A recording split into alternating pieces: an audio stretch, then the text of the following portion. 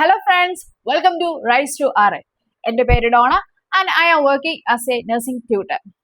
നമ്മുടെ 7th semester OBG question discussion സീരീസിലെ 3rd video ആണിത്. ഇന്ന് നമ്മൾ ഡിസ്കസ് ചെയ്യാൻ പോകുന്ന 2016 സ്കീമിലെ ക്വസ്റ്റ്യൻ പേപ്പേഴ്സ് ആണ്. ആൻഡ് നമുക്ക് ആദ്യം ജൂൺ 2025 നടന്ന റെഗുലർ എക്സാമിന്റെ ക്വസ്റ്റ്യൻ പേപ്പർ ഡിസ്കഷനിലേക്ക് പോവാം. നമ്മൾ ഡിസ്കസ് ചെയ്യാൻ പോകുന്ന 2016 സ്കീമാണ്. ബട്ട് ഇപ്പോൾ സ്കീം മാറി, ദാറ്റ് ഈസ് 2021 സ്കീമാണ് നിങ്ങൾ ഫോളോ ചെയ്യുന്നത്. അപ്പോൾ നിങ്ങൾ വിചാരിക്കും എന്തിനാണ് ഈ 2016 സ്കീമിലെ ക്വസ്റ്റ്യൻസ് ഡിസ്കസ് ചെയ്യുന്നത്? കാരണം സ്കീമേ മാറിയിട്ടുള്ളൂ, നമ്മുടെ പഠിക്കുന്ന കോണ്ടന്റ് മാറിയിട്ടില്ല, സിലബസിലെ കോണ്ടന്റ് മാറിയിട്ടില്ല, OBയിലെ കോണ്ടന്റ് മാറിയിട്ടില്ല. സോ നമുക്ക് 2016 സ്കീമിലെ എല്ലാ ക്വസ്റ്റ്യൻസും നമ്മൾ ഡിസ്കസ് ചെയ്യണം. അതുകൊണ്ട് നമ്മൾ ഇന്ന് കാണാൻ പോകുന്നത് 2025 റെഗുലർ എക്സാമിന്റെ ക്വസ്റ്റ്യൻസ് ആണ്. ഫസ്റ്റ് ക്വസ്റ്റ്യൻ നമുക്ക് നോക്കാം. എസ്സേ വന്നിരിക്കുന്നത് define PIH, pregnancy induced hypertension, its signs and symptom, management including nursing management.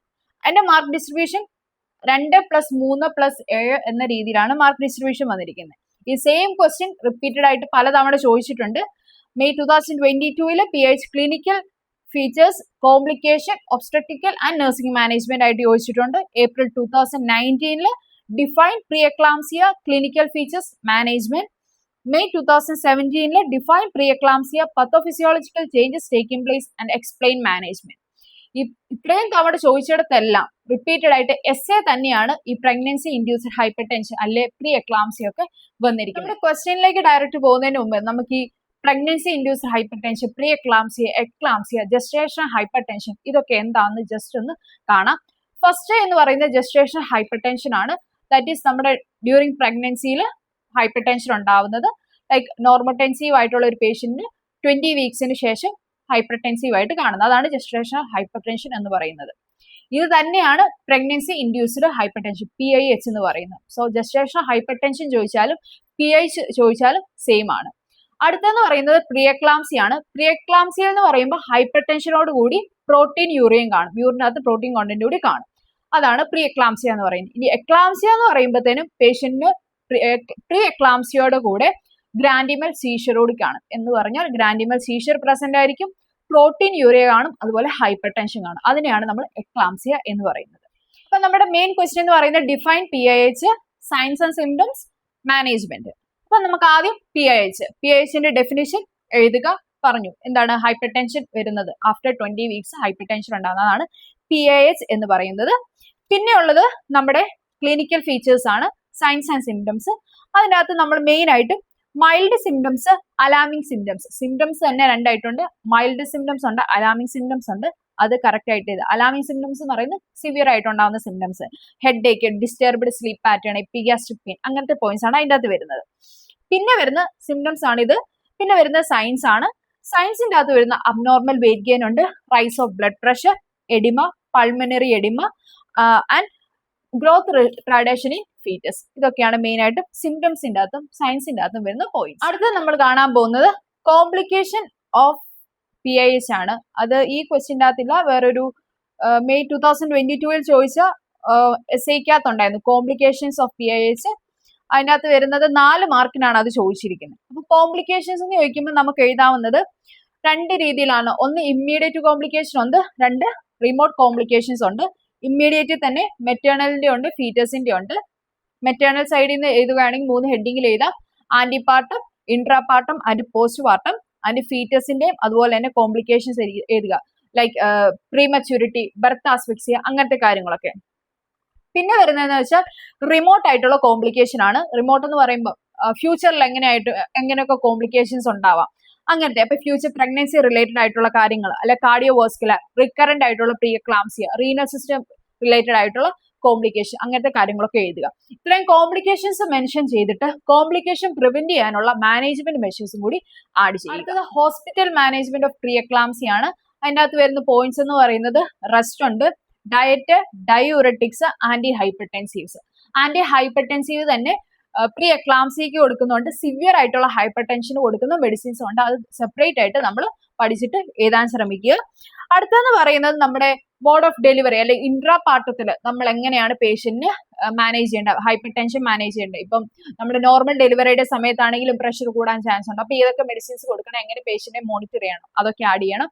അതുപോലെ തന്നെ ഇനി സിസേറിയൻ ആണെങ്കിലും ഡ്യൂറിങ് സിസേറിയൻ സി സെക്ഷന്റെ സമയത്തും ഇതുപോലെ തന്നെ പ്രഷർ റൈസ് ചെയ്യാനുള്ള വേറെ കോംപ്ലിക്കേഷൻ ഒക്കെ ഉണ്ടാവാനുള്ള ചാൻസ് ഉണ്ട്. അതുകൊണ്ടാണ് എങ്ങനെയാണ് ഈ ഒരു കേസിൽ പേഷ്യന്റിനെ മോണിറ്റർ ചെയ്യേണ്ടത്, എങ്ങനെയാണ് പേഷ്യന്റിനെ മാനേജ് ചെയ്യേണ്ടതെന്ന് പോയിന്റ്സ് നമ്മൾ ആഡ് ചെയ്യണം. അതിനുശേഷം അത് ഇൻട്രാപാർട്ടമാണ് ഞാനിപ്പോൾ പറഞ്ഞു. അതിനുശേഷം ആഫ്റ്റർ ഡെലിവറി പോസ്റ്റ് പാർട്ടം പീരീഡിലും ചിലവർക്ക് ഹൈപ്പർ ടെൻഷൻ പ്രസിസ്റ്റ് ചെയ്യാൻ ചാൻസ് ഉണ്ട്. അപ്പൊ ആ ഒരു കേസിൽ എങ്ങനെയാണ് ഹൈപ്പർ ടെൻഷൻ മാനേജ് ചെയ്യേണ്ടത് എന്നത് പോയിന്റ്സ് കൂടി നമ്മൾ ആഡ് ചെയ്താൽ management of pregnancy induce hypertension ആയി.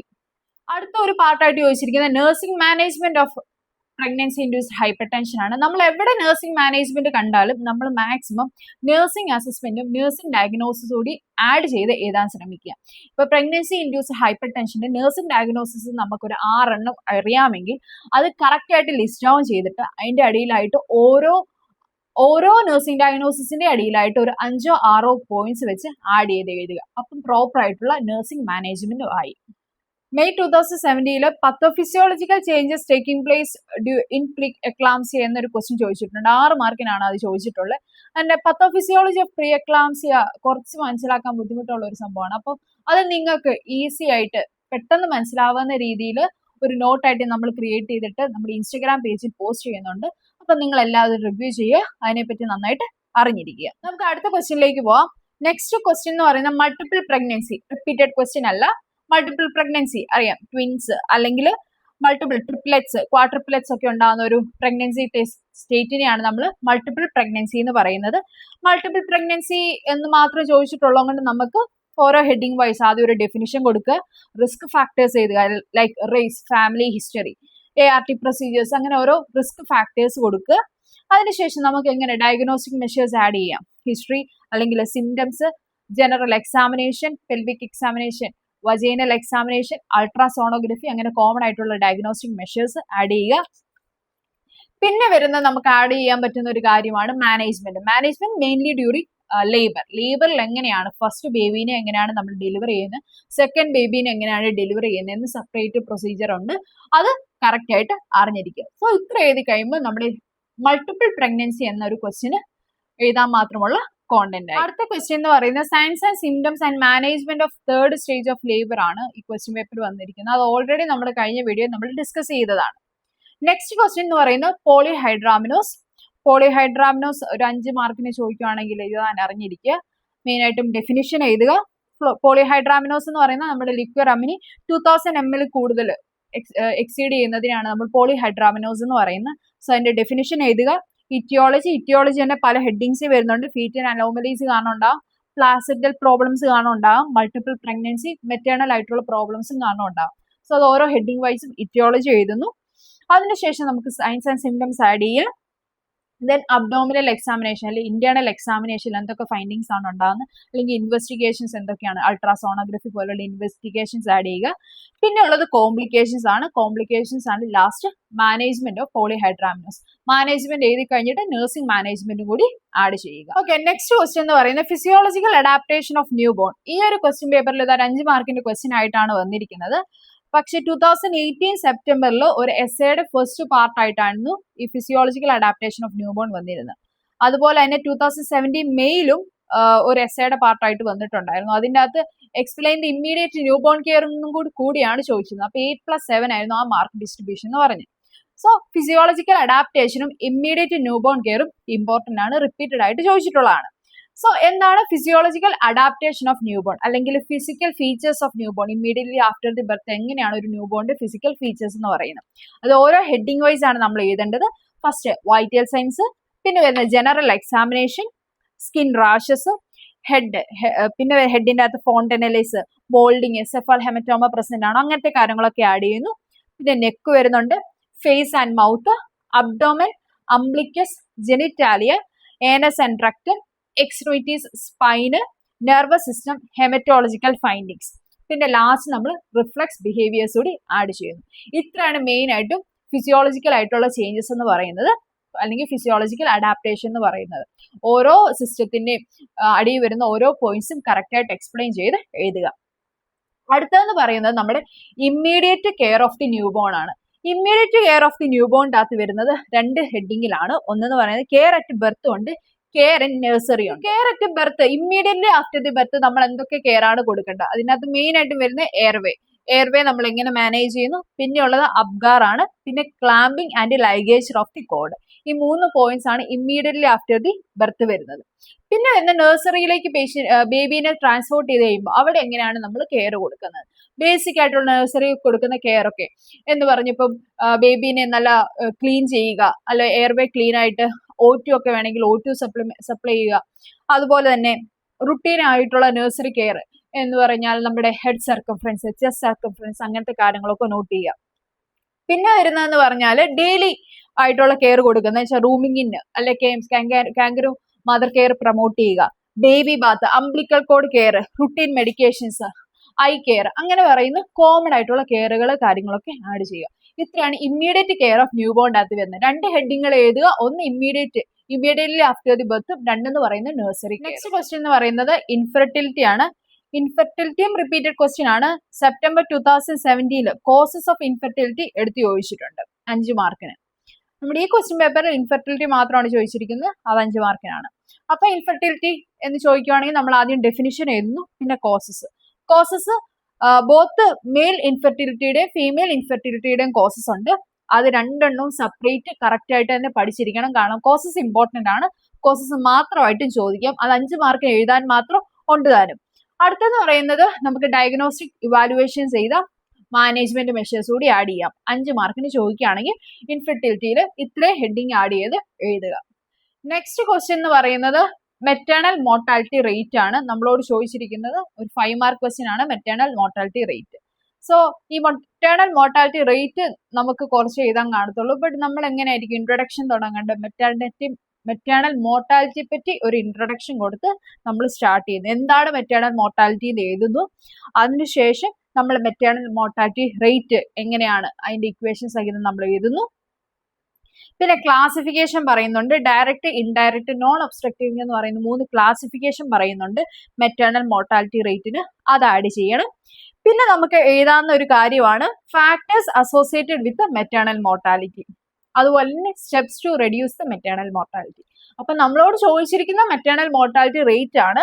ബട്ട് നമ്മൾ അത് മാത്രം എഴുതാതെ നമ്മൾ മെറ്റേണൽ മോർട്ടാലിറ്റി അതെങ്ങനെ, അതിനോട് അസോസിയേറ്റഡ് ആയിട്ട് ഫാക്ടേഴ്സ് എന്തൊക്കെയാണ്, അതെങ്ങനെ റെഡ്യൂസ് ചെയ്യാം, അങ്ങനത്തെ കാര്യങ്ങളൂടി ആഡ് ചെയ്യുകയാണെങ്കിൽ 5 മാർക്ക് ഉറപ്പായിട്ടും കിട്ടും. ലാസ്റ്റ് ക്വസ്റ്റ്യൻ എന്ന് പറയുന്നത് GDM ആണ്, ജസ്റ്റേഷണൽ ഡയബറ്റിസ് മെലിറ്റസ്. അത് 5 മാർക്കിനാണ് ചോദിച്ചിട്ടുള്ളത്. അതും റിപ്പീറ്റഡ് ക്വസ്റ്റ്യൻ ആണ്. 2022 ജാനുവരിയിൽ enumerate the causes of GDM complications management 3+4+5 mark ഡിസ്ട്രിബ്യൂഷനിൽ essay ആയിട്ട് വന്നിട്ടുണ്ട്. അപ്പൊ GDMഉം ഇമ്പോർട്ടന്റ് ആണ്. GDM മാത്രം ചോദിക്കുകയാണെങ്കിൽ നമുക്ക് എഴുതാവുന്ന ഡെഫിനിഷൻ എഴുതാം, ഇറ്റിയോളജി എഴുതാം, diagnostic measures management, nursing management. ഇതാണ് നമ്മൾ GDM 5 മാർക്കിന് ചോദിക്കുകയാണെങ്കിൽ എഴുതേണ്ടത്. പിന്നെ നമ്മളോട് essayക്ക് വന്നത് കോസസ് ആണ് എടുത്ത് ചോദിച്ചിരിക്കുന്നത്. കോസസ് 3 മാർക്കിനാണ് ചോദിച്ചിരിക്കുന്നത്. അപ്പൊ കോസസ് ഡയറക്റ്റ് ചോദിച്ചിരിക്കുകയാണ്. അപ്പൊ എന്തായാലും നമ്മൾ ആദ്യം GDMന് ഒരു ഡെഫിനിഷൻ കൊടുക്കുന്നു. അതിനുശേഷം കോസസ് കറക്റ്റ് ആയിട്ട് കോസസ് ആൻഡ് റിസ്ക് ഫാക്ടേഴ്സ് നമ്മൾ ലിസ്റ്റ് ഡൗൺ ചെയ്യുന്നു വിത്ത് ചെറിയൊരു എക്സ്പ്ലനേഷനോട് കൂടി. കാരണം 3 മാർക്കാണ്. സോ ചെറിയൊരു എക്സ്പ്ലനേഷനോട് കൂടി നമ്മൾ ലിസ്റ്റ് ഡൗൺ ചെയ്യുന്നു. അതിനുശേഷം ഉള്ളത് കോംപ്ലിക്കേഷൻസ് ഓഫ് GDM ആണ്. കോംപ്ലിക്കേഷൻ ഓഫ് GDM 2 രീതി നമ്മൾ എഴുതണം. മെറ്റേണൽ കോംപ്ലിക്കേഷൻസും വരുന്നുണ്ട്, ഫീറ്റൽ കോംപ്ലിക്കേഷനും ഉണ്ട്. കോംപ്ലിക്കേഷൻസ് എല്ലാം GDM കോംപ്ലിക്കേഷൻസ് ഇമ്പോർട്ടന്റ് ആണ്, കറക്റ്റ് ആയിട്ട് പഠിച്ചിരിക്കുക. ലാസ്റ്റ് മാനേജ്മെന്റ് ആണ് വരുന്നത്. കോമൺ ആയിട്ടുള്ള മാനേജ്മെന്റ്, ഡയറ്ററി മാനേജ്മെന്റ്. ഫസ്റ്റ് വരുന്നത് പ്രീ കൺസെപ്ഷണൽ കൗൺസിലിംഗ് ആണ്. നമ്മുടെ കൺസെപ്ഷന് മുമ്പ് തന്നെ പ്രോപ്പർ ആയിട്ടുള്ള കൗൺസിലിംഗ് പ്രൊവൈഡ് ചെയ്യാനുള്ള മെഷേഴ്സ്. അതിനുശേഷം ആന്റിനേറ്റൽ പീരീഡിലുള്ള കെയർ, ഇതിൻ്റെ അകത്ത് വരുന്നതാണ് ഡയറ്റ് വരുന്നുണ്ട്. അതുപോലെ ഹൈപ്പോഗ്ലൈസീമിക് ഏജൻസ് വരുന്നുണ്ട്. ഇൻസുലിൻ എടുക്കേണ്ടവർക്ക് ഇൻസുലിൻ, അതിൽ പ്രോപ്പർ ആയിട്ടുള്ള ലാബ് ഇൻവെസ്റ്റിഗേഷൻസ് ഒക്കെ ചെയ്യുക, അങ്ങനത്തെ കാര്യങ്ങൾ. പിന്നെ ഇങ്ങോട്ട് വരുമ്പോൾ ഇൻട്രാപാർട്ടത്തിൽ നമ്മുടെ ഡെലിവറിയുടെ സമയത്ത് പേഷ്യന്റിന് നമ്മൾ ഷുഗർ ലെവൽ കൂടുതലൊക്കെ ആണെങ്കിൽ അതെങ്ങനെ മാനേജ് ചെയ്യുക. അതുപോലെ പോസ്റ്റ് പാർട്ടം പീരീഡിലും ഇതുപോലെ തന്നെ ഷുഗർ കണ്ടിന്യൂ ചെയ്യുകയാണല്ലേ, കാർബോഹൈഡ്രേറ്റ് ലെവൽ ഇങ്ങനെ ഇതായിട്ട് നിൽക്കുക, ഫ്ലക്ച്വേറ്റ് ചെയ്ത് നിൽക്കുകയാണെന്നുണ്ടെങ്കിൽ എങ്ങനെ മാനേജ് ചെയ്യണം, അങ്ങനത്തെ കാര്യങ്ങളൊക്കെ ആഡ് ചെയ്യുക. സോ ഇത്രയാണ് മാനേജ്മെന്റിന്റെ അകത്ത് വരുന്നത്. സോ ഫ്രണ്ട്സ്, നമ്മുടെ 2025 റെഗുലർ എക്സാമിന്റെ ക്വസ്റ്റ്യൻ പേപ്പർ ഡിസ്കഷൻ ഇവിടെ കഴിഞ്ഞിരിക്കുകയാണ്. അപ്പൊ ഇനി മുന്നോട്ട് നിങ്ങൾക്ക് ഇതുപോലത്തുള്ള question paper, previous year question paper discussion OBGയുടെ വേണമെന്നുണ്ടെങ്കിൽ എല്ലാവരും കമന്റ് ചെയ്യുക, മാക്സിമം ഷെയർ ചെയ്യാൻ ശ്രമിക്കുക. നിങ്ങളുടെ കമന്റും നിങ്ങളുടെ അഭിപ്രായവും അനുസരിച്ചായിരിക്കും നമ്മൾ മുന്നോട്ട് ഓരോ വീഡിയോസും ചെയ്യുന്നത്. സോ നിങ്ങളുടെ റിവ്യൂസിന് വേണ്ടി ഞാൻ കാത്തിരിക്കും. Until next video, by.